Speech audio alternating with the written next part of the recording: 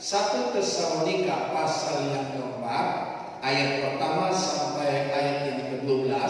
Kita baca secara bersama ayat 1 sampai 12 dari 1 Tesalonika pasal yang keempat. 2, 3. Akhirnya saudara-saudara, kami minta dan kami nasihatkan kamu dalam Tuhan Yesus. Kamu telah mendengar dari kami bagaimana kamu harus hidup supaya berkenan kepada Allah. Hal itu memang telah kamu turuti, tetapi baiklah kamu melakukannya lebih bersungguh-sungguh lagi.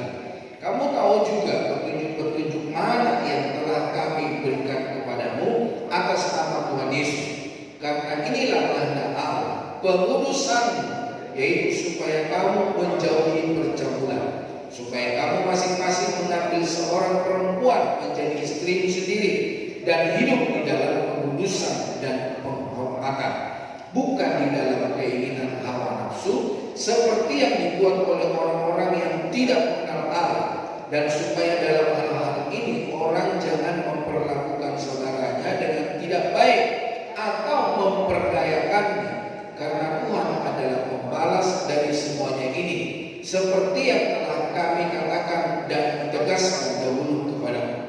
Allah memanggil kita bukan untuk melakukan apa yang cepat, melainkan apa yang kudus. Karena itu, siapa yang menolak ini bukanlah menolak manusia, melainkan menolak Allah yang telah memberikan juga Roh-Nya yang kudus kepada kamu. Tentang kasih bersaudara tidak perlu dituliskan kepadamu, karena kamu sendiri telah belajar kasih mengasihi dari Allah. Hal itu kamu lakukan juga terhadap semua saudara di seluruh wilayah Makedonia. Tetapi kami menasihati kamu, saudara, supaya kamu lebih bersungguh-sungguh lagi melakukannya, dan anggaplah sebagai suatu kehormatan untuk hidup tenang, untuk mengurus persoalan-persoalan sendiri dan bekerja dengan tangan seperti yang telah kami pesankan kepadamu, sehingga kamu hidup sebagai orang-orang yang sopan di mata orang luar dan tidak tergantung kepada mereka. Nah, Bapak Ibu saudara kekasih Tuhan, dalam pelajaran yang kita pelajari hari ini, untuk kita menghidupi hidup kudus seperti Yesus adanya kudus. Dalam pembacaan 1 Tesalonika pasal yang keempat, ayat pertama itu dikatakan bahwa orang-orang atau jemaat yang ada di Tesalonika ini adalah orang-orang yang sungguh-sungguh melakukan kebenaran firman Tuhan, sungguh-sungguh menghidupi apa kata firman Tuhan di dalam hidup mereka. Nah, Bapak Ibu saudara, namun Rasul Paulus berkata, supaya kamu berkenan kepada Allah. Hal itu memang telah kamu turuti, tetapi baiklah kamu melakukannya lebih bersungguh-sungguh lagi. Jadi Rasul Paulus menasihatkan jemaat di Tesalonika supaya bersungguh-sungguh, sekali lagi, supaya bersungguh-sungguh melakukan kebenaran firman Tuhan. Untuk hidup menjadi seorang Kristen, ya itu gampang, saudara. Datang ke gereja, berbaju bagus, berpenampilan bagus, ya kasih senyum kiri, senyum kanan, ya sebagaimana dikerjakan oleh orang lain bisa kita kerjakan di dalam hidup kita. Tetapi untuk hidup kudus, siapa yang bisa tahu? Ya mungkin yang bisa kita tahu lewat apa yang diperlakukan, apa yang diperbuat, apa yang dikerjakan.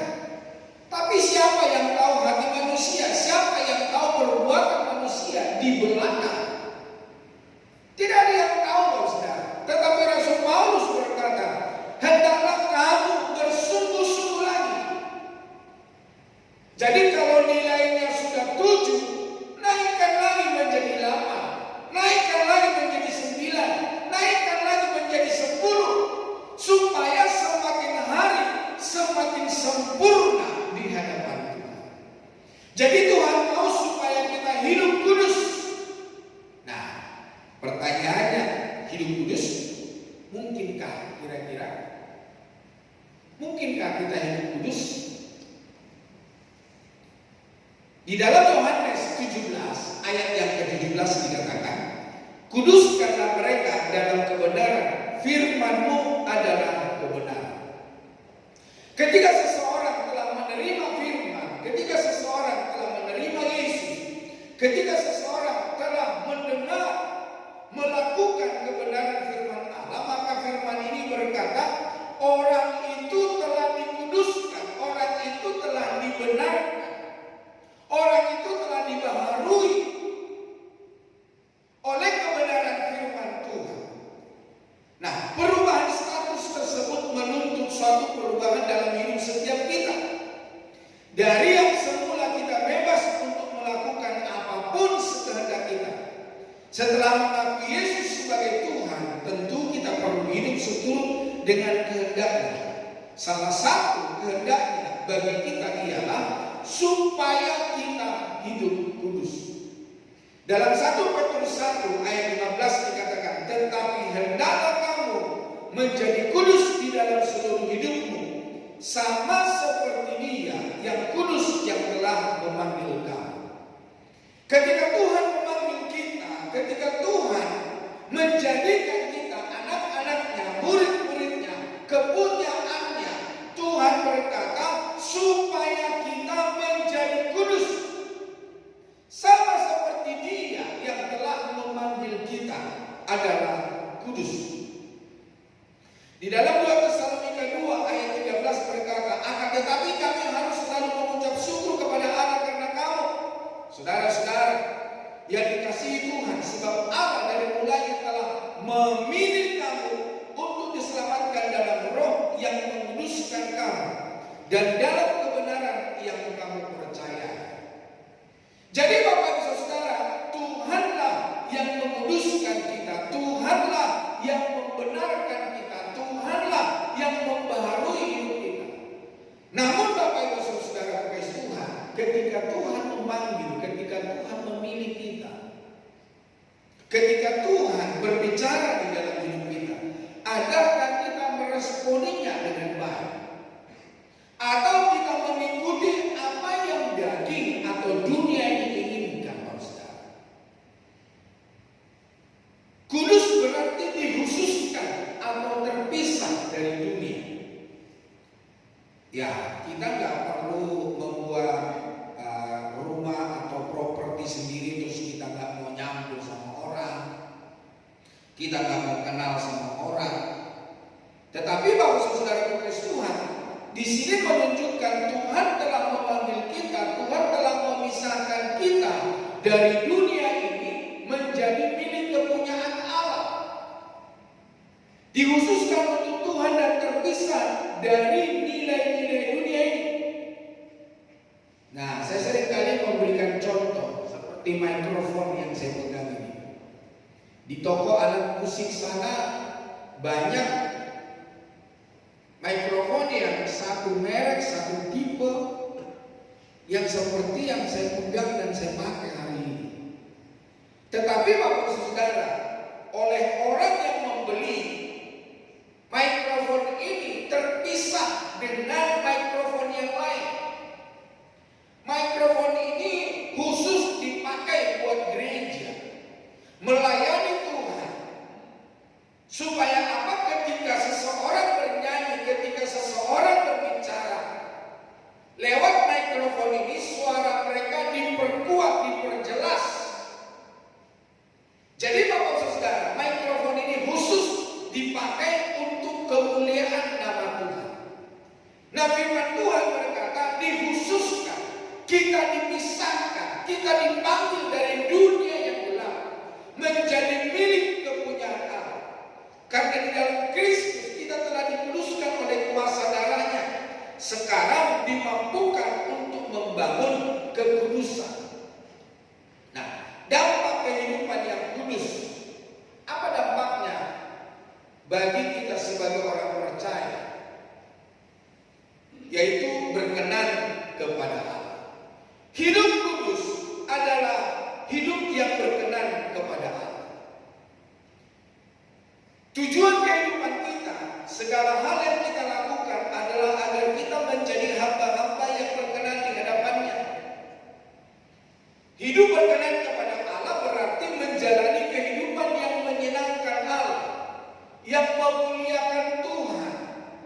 yang mengagungkan Tuhan, yang mengeluh-alukan Tuhan di dalam hidup kita. Seberapa banyak di antara kita yang hadir hari ini, ketika kita di luar gereja, ketika kita ada di lingkungan kita, di rumah tangga kita, seberapa banyak di antara kita yang memuliakan Tuhan? Seberapa banyak hal-hal yang baik, yang kudus, yang mulia, seberapa banyak hal-hal yang sedap didengar keluar dari mulut kita, yang sungguh memberkati banyak orang, atau dari mulut kita hanya makian yang keluar. Di dalam gereja kita bernyanyi hati yang gembira, tapi ketika kita keluar dari gereja, bukan hati yang gembira, bukan hati yang bersyukur, tetapi perkataan yang mendiskreditkan, menjatuhkan, memaki, memojokkan banyak orang. Ini bukan hanya tentang melakukan perbuatan baik, tetapi juga tentang memiliki hati yang benar dan mencari kehendaknya dalam segala hal. Ketika hati seseorang benar, ketika hati seseorang telah diubahkan, maka apa yang keluar dari hatinya terpancar dari wajahnya, terpancar dari mulutnya, terpancar dari segala sesuatu yang dikerjakan di dalam hidupnya. Itulah sebabnya pagi hari ini Bapak Saudara, supaya kita orang-orang yang berkenan kepada Tuhan. Dunia tidak bisa melarang kita, dunia tidak bisa kita larang untuk mereka melakukan hal-hal yang jahat. Tetapi paling tidak Bapak Saudara, kita yang percaya Yesus, mari hari ini kita menyenangkan hati Tuhan. Mari hari ini kita memuliakan Tuhan. Mari hari ini segala pujian dan hormat keluar dari mulut kita yang menyenangkan hati Tuhan. Perkenanan Tuhan datang ketika kekudusan kita diupayakan. Karena kekudusanlah yang klop atau matching dengan sifat kesucian Allah.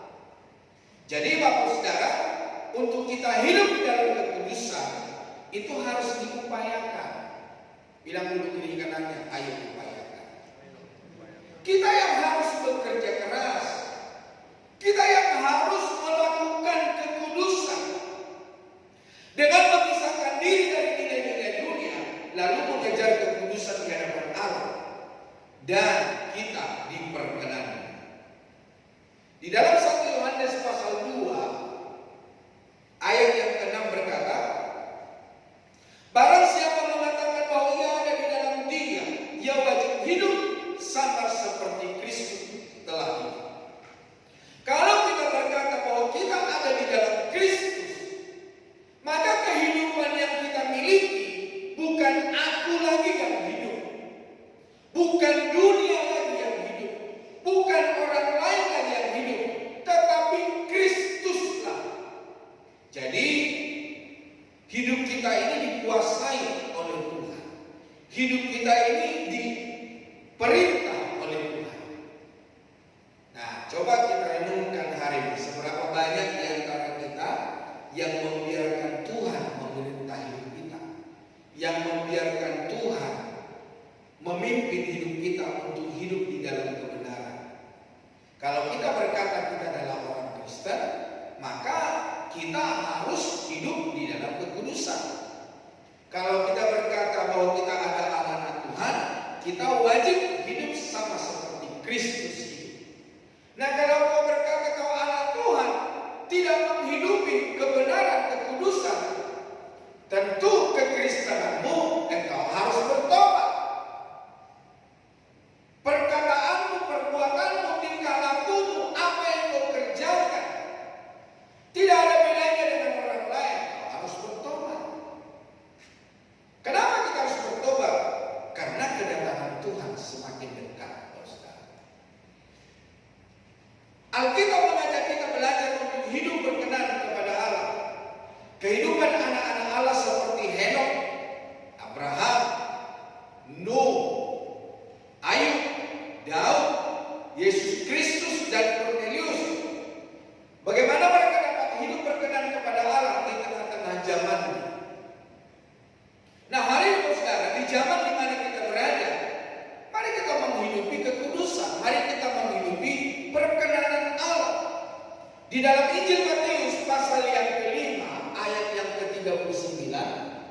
Dikatakan begini, tetapi aku berkata kepadamu, janganlah kamu melawan orang yang berbuat jahat kepadamu, melainkan siapapun yang menampar pipi kananmu, berilah juga kepadanya pipi kiri.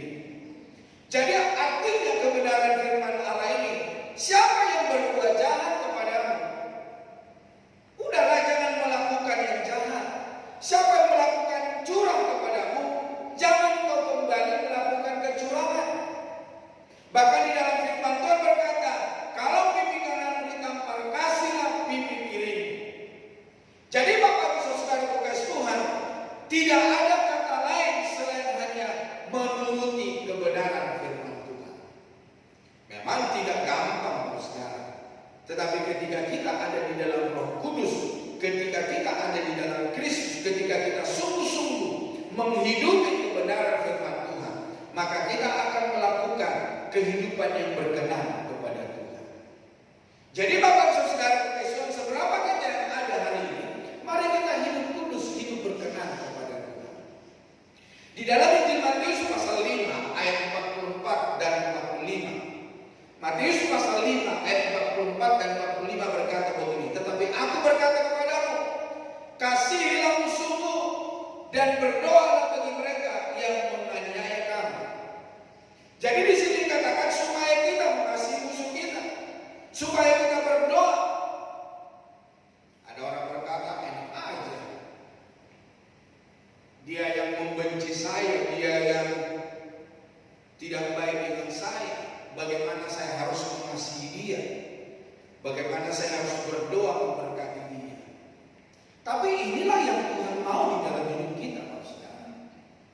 Berdoa buat musuh kita, mengasihi musuh kita, berdoa buat orang yang menganiaya kita. Ayat 45, karena dengan demikianlah kamu menjadi anak-anak Bapamu yang di surga, yang menerbitkan matahari bagi orang yang jahat dan orang yang baik, dan menurunkan hujan bagi orang yang benar dan orang yang tidak benar. Ketika Tuhan mengirimkan berkat matahari, berkat hujan, berkat musim kemarau, Dia tidak hanya memberikan kemarau buat kita orang percaya. Dia bukan hanya memberikan hujan buat kita orang percaya, tetapi semua orang yang ada di dalam dunia ini. Tetapi seberapa jauh kita menguduskan diri, perkenanan kita kepada Tuhan, maka disitulah kita akan menerima janji daripada Tuhan. Jadi Bapak Saudara, hiduplah berkenan kepada Tuhan. Hiduplah yang sesuai kehendak daripada Tuhan. Yang kedua Bapak Saudara, memahami kehendak Allah. Nah, dapat kekudusan ketika kita berkenan kepada Tuhan. Yang kedua, kita memahami kehendak Allah. Nah, salah satu kehendak Allah bagi kita adalah pengudusan hidup kita. Kehendak kita harus ditundukkan pada kehendak Allah.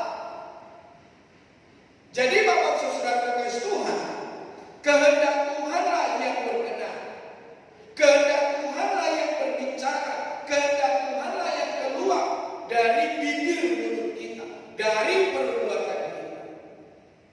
Bapak Ibu Saudara kasih Tuhan, jadi artinya ada perubahan hidup yang signifikan. Ada perubahan hidup yang luar biasa. Bukan lagi hidup di dalam dosa. Kita harus bersikap rendah hati. Kita harus bersikap taat dan peka terhadap bimbingan Roh Kudus untuk menemukan kehendaknya yang baik, berkenan dan yang sempurna. Itulah sebabnya firman Allah berkata, supaya kita memikirkan hal-hal yang di atas, hal-hal yang sempurna, menyenangkan hati Tuhan, hal-hal yang baik. Jadi Bapak Ibu Saudara kasih Tuhan, dalam konteks ini pengudusan diri adalah hal yang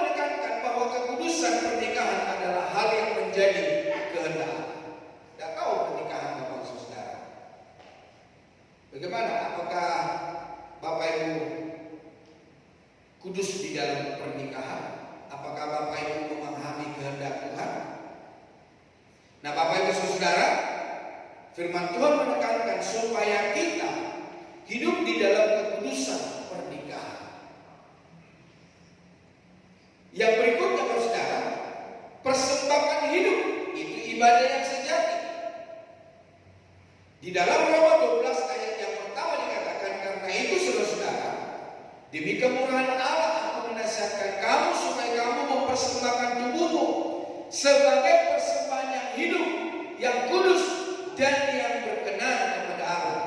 Itu adalah ibadahmu yang sejati.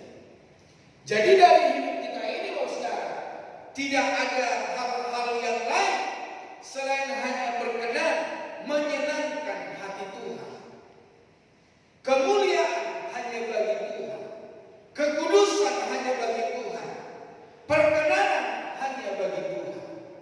Jadi Bapak Saudara, segala sesuatu yang kita kerjakan, yang kita perbuat, semuanya untuk hormat dan kemuliaan nama Tuhan.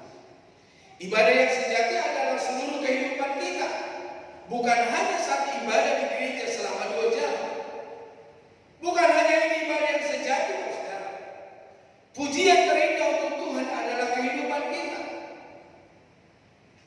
Penyembahan yang terbaik adalah penyembahan kita, yang dimana di dalamnya ada perkenanan Allah, ada kekudusan daripada Tuhan. Jangan hanya menjadi Kristen identitas, jangan hanya jadi Kristen KTP. Nah, saya seringkali berkata Kristen KTP adalah Kristen tanpa perbuatan. Kristen KTP, Kristen tanpa perubahan, gak berubah-berubah. Ya KDRT, yang pencuri ya pencuri, pembohong ya pembohong. Cuma Kristen identitas. Jadilah Kristen di seluruh keberadaan hidup kita, sikap, perkataan, dan tindakan kita. KTP, Kristen tanpa pertobatan. Gak pernah bertobat-bertobat, gak pernah berubah-berubah. Pokoknya dia berkata, kalau aku berkata A ya A, saya gak mau berubah kepada B. Ya kalau untuk hal yang benar, oke lah. Tetapi kalau hal yang tidak baik, yang tidak menyenangkan hati Tuhan, perlu kita bertobat, perlu kita berubah, perlu kita meninggalkan hal-hal yang tidak berkenan kepada Tuhan. Dan yang berikutnya, saudara, yang berikutnya, perubahan pola hidup. Di dalam Roma 12 ayat 2, janganlah kamu menjadi serupa dengan dunia ini, tetapi berubahlah oleh pembaharuan budimu, sehingga kamu dapat membedakan manakah kehendak Allah, apa yang baik, yang berkenan kepada Allah, dan yang sempurna. Jadi ada perubahan pola pikir, ada perubahan pola hidup, sehingga saudara kita dapat menilai apakah ini baik atau ini tidak baik. Bapak Ibu Saudara, di dalam kebenaran firman Allah ini berkata supaya kita jangan serupa dengan dunia. Memang kita masih ada di dalam dunia, saudara. Tetapi Tuhan mau supaya kita beralih dari dunia kepada Allah. Kalau kita berkata kita adalah milik Tuhan, tentu Tuhanlah yang berkuasa kepada kita. Dan kalau kita berkata milik Tuhan dan Tuhan tidak dapat melakukan apa-apa di dalam hidup kita, bukankah kita menjadi pendusta? Bukankah kita menjadi pembohong? Bukankah kita orang-orang yang munafik? Orang-orang yang tidak terpandang di hadapan Tuhan? Jadi Bapak Saudara, hari ini mari kita ada perubahan pola hidup, pola pikir. Ada beberapa kehendak yang harus dibedakan sebagai orang Kristen. Kita akan dapat membedakannya. Arah perubahan kita sebagai orang percaya adalah jelas, yaitu menjadi seperti Kristus. Nah, 2 hal ini akan menolong kita untuk bisa mengerti kehendak Tuhan. Kekristenan kita harus diubah dari sekedar ibadah menjadi mempersembahkan hidup kita, mempersembahkan hidup yang berkenan, dan itulah ibadah kita yang sejati. Ya, yang kita lakukan selama 2 jam memang peribadatan, tetapi yang Tuhan mau adalah perubahan hidup. Di dalam Yesaya berkata, untuk apa kamu berpuasa? Untuk apa kamu bukan diri? Tidak makan, tidak minum, tetapi kamu masih tetap hidup di dalam dosa. Untuk apa kamu beribadah? Tetapi dalam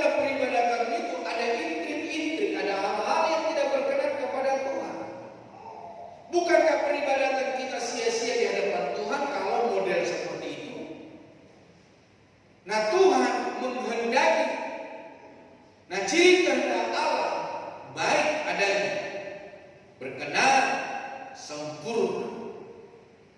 Tuhan akan menyempurnakan kita dari hal yang jahat menjadi baik, berkenan, dan kemudian sempurna.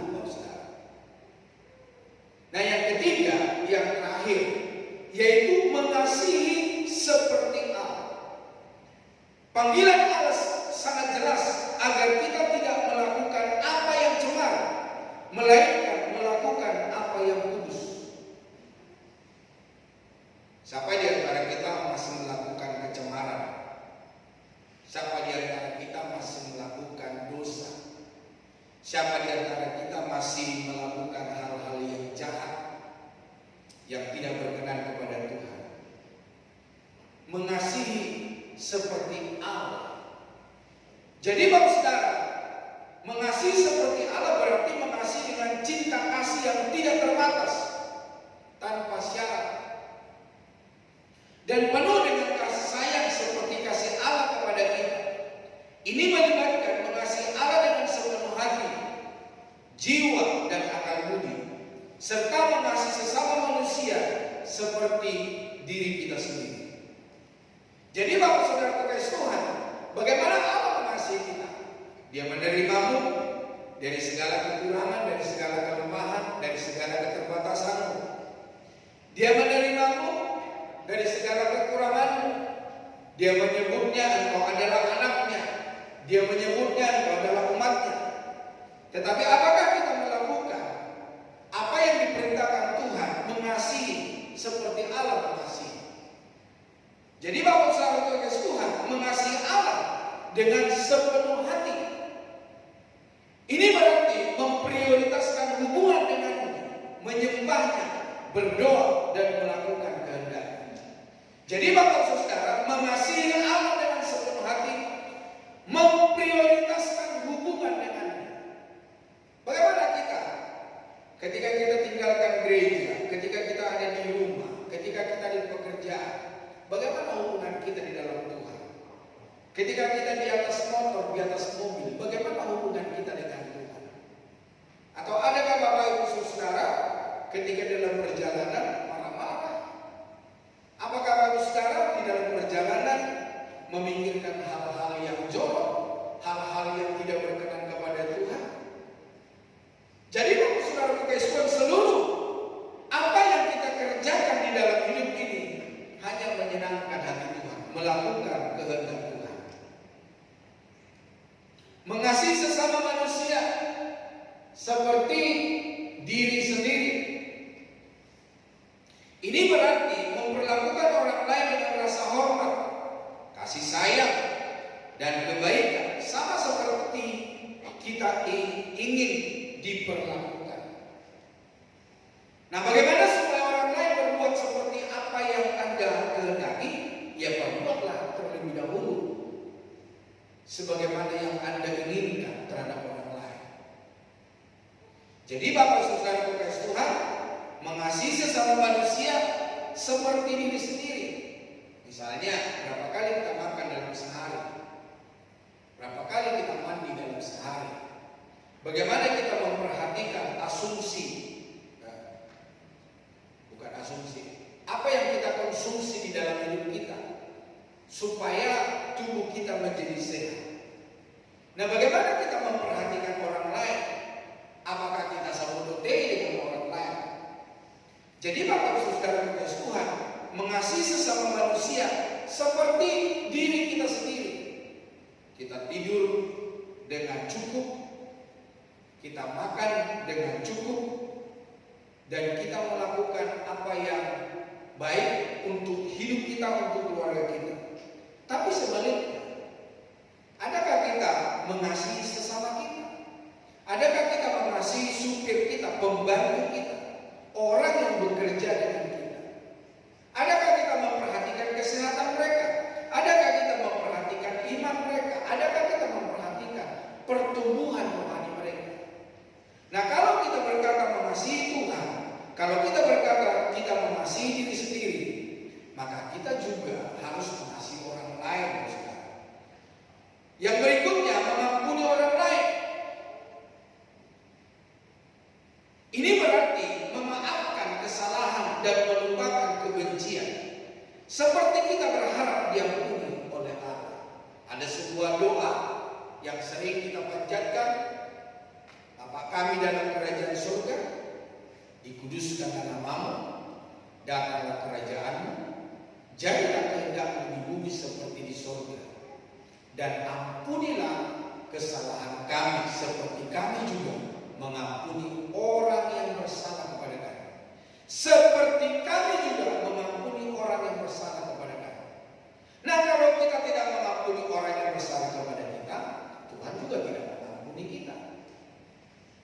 Jadi Bapak Saudara kasih Tuhan, mari hari ini kita menjadi pelaku-pelaku, bukan kita menjadi pembenci, bukan kita yang tetap ada di dalam kesalahan. Nah, orang yang tetap di dalam kesalahan, mereka berpikir supaya mereka merdeka, supaya mereka bebas.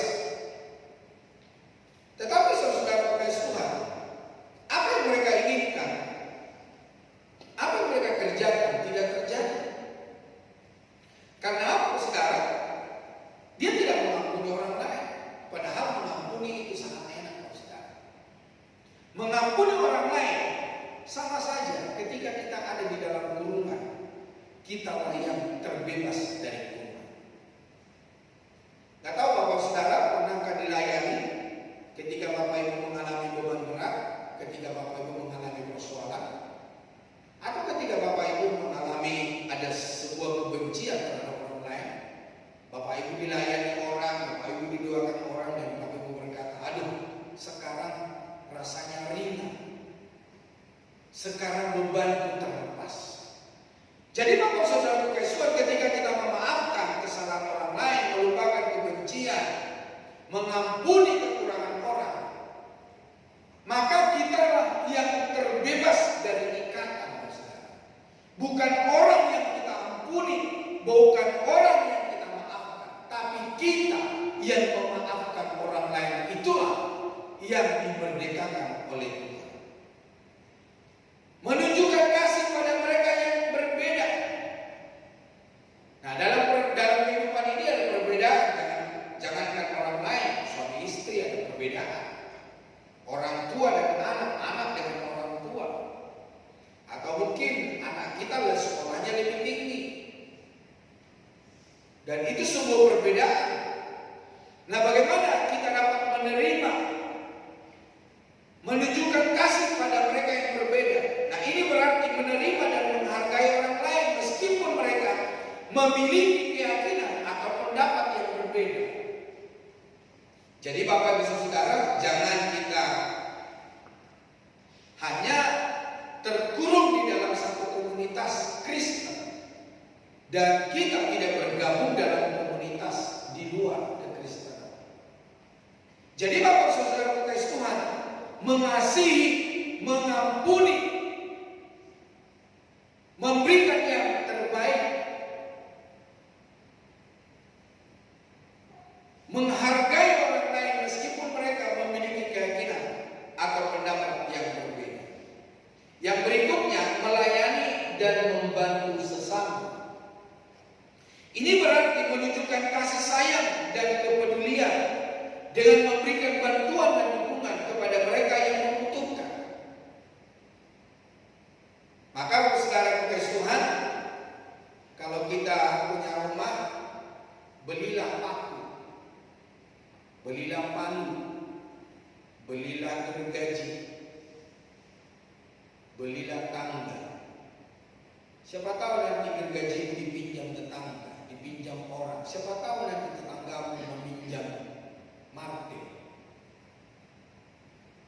Jadi jangan sampai Bapak Saudara, kita ini tidak menunjukkan kasih sayang di dalam semua perbedaan. Namun Bapak Saudara kasih Tuhan, perbedaan yang kita miliki, biarlah itu menjadi sarana untuk kebaikan dan kemuliaan bagi nama Tuhan. Bersikap baik dan murah hati. Ini berarti selalu berusaha untuk melakukan kebaikan dan memberikan yang terbaik kepada orang lain. Jadi Bapak Saudara, bersikap baik dan murah hati, dan kita berusaha melakukan kebaikan. Kita berusaha memberikan kebaikan, apa yang terbaik untuk orang lain. Untuk memenuhi tuntutan itu, Allah telah memberikan Roh-Nya yang kudus kepada kita agar kita dimampukan hidup kudus seperti Kristus. Nah, tujuan akhirnya adalah agar kita bisa menyatakan kasih persaudaraan yang didapatkan dari kasih Allah sendiri. Mereka yang menjaga kekudusan diberi kemampuan mengasihi dengan kasih Allah. Ketika kita menjaga kekudusan, maka kita diberikan kemampuan oleh Tuhan dapat melakukan kebenaran firman Tuhan. Ketika kita tidak mengusahakan kekudusan, maka kita akan jatuh bangun di dalam dosa, dan hidup kita akan semakin menyakiti hati Tuhan. Dan berbahagialah orang yang mendengarkan firman Tuhan dan melakukannya, karena mereka lah yang mempunyai kerajaan surga. Amin. Mari kita datang kepada Tuhan.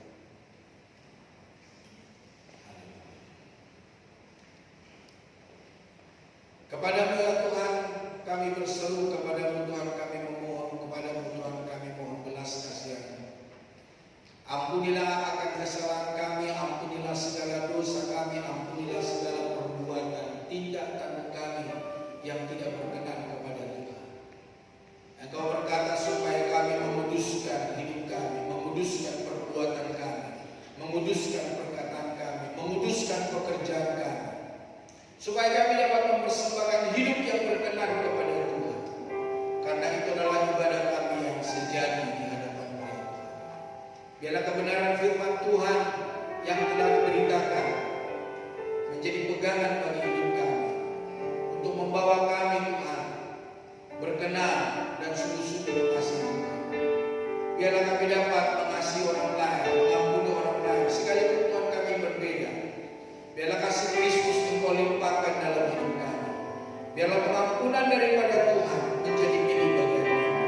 Kasih karunia Allah itu menjadi bagian di dalam hidup kami.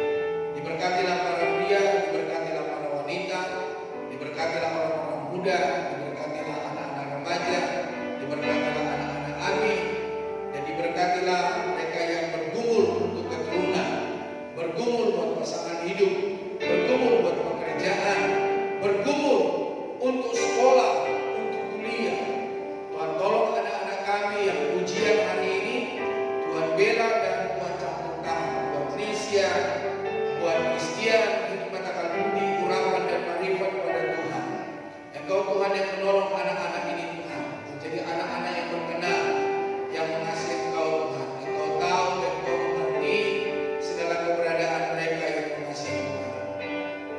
Terima kasih ya Tuhan, dan berkati bangsa dan negara kami, berkati kota kami, berkati para pemimpin kami, berkati aparat keamanan bangsa ini Tuhan, sehingga dapat mengamankan bangsa kami dari segala paham radikalisme, dari segala pencuri, penodong, perampok yang ingin mengacaukan kedamaian kota dan bangsa kami. Dalam nama Tuhan Yesus, yang sakit Tuhan Kau jamah dan sembuhkan dalam nama Yesus. Jadilah sehat, jadilah sembuh, jadilah pulih. Tuhan tolong dan Kau bela ya Tuhan. Terima kasih ya Tuhan. Sebentar kami akan memberikan persembahan. Terimalah persembahan kami menjadi jumpa yang harum di hadapan